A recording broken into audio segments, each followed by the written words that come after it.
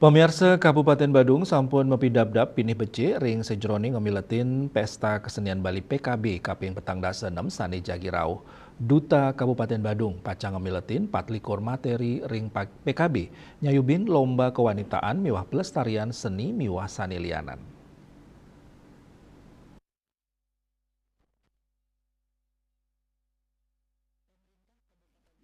Pemerintah Kabupaten PMK Badung sampun ngalokasiang anggaran 7,7 miliar ring sajroning nyokong pemargin PKB inggian ring Kabupaten Wiadin Provinsi.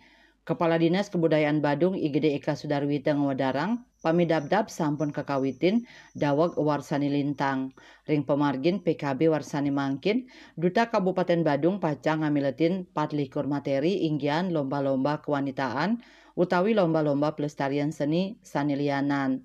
Manut dane kewentenan anggaran langkungan 7,7 miliar sanika siagayang, akehan angken ring pemargin PKB ring Kabupaten Badung. Sudarwita Mastikayang Duta Kabupaten Badung sidomoliang prestasi ring samian lomba sani kemargiang.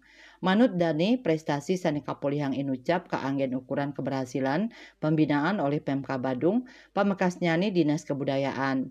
Puni kemawinan pamidabdab kemargiang sampun dawag warsani lintang ngawit saking pemilihan Duta Kabupaten Badung ngelintangin makudang-kudang event sani sampun kemargiang sedurung nyani sekadi festival seni budaya.